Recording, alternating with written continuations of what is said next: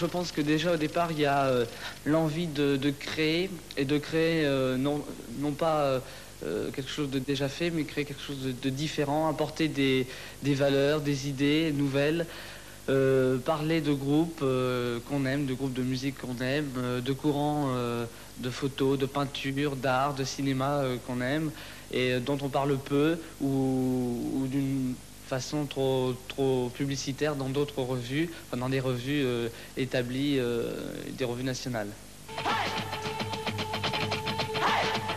Effectivement qu'un fanzine qui atteint la notoriété est un fanzine qui est obligé de faire certaines concessions, certains compromis avec des choses qu'au départ il a naturellement rejetées et repoussées. C'est d'ailleurs pour ça qu'il a fait un fanzine.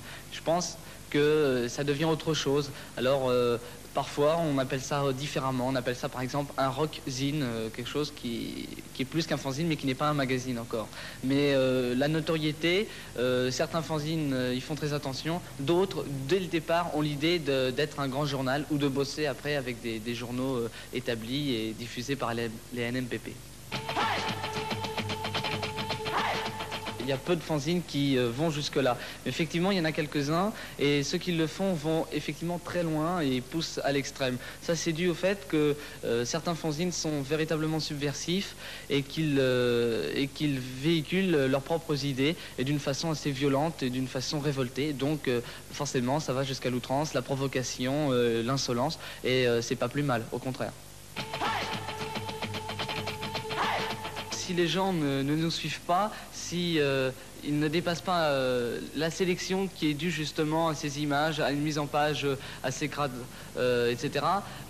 Bon, et bien si ils ne passent pas cette sélection, tant mieux, parce que comme ça, ceux qui la passent sont des gens véritablement intéressés, et c'est le but. On ne veut pas l'opinion du plus grand nombre, on veut simplement des gens très intéressés.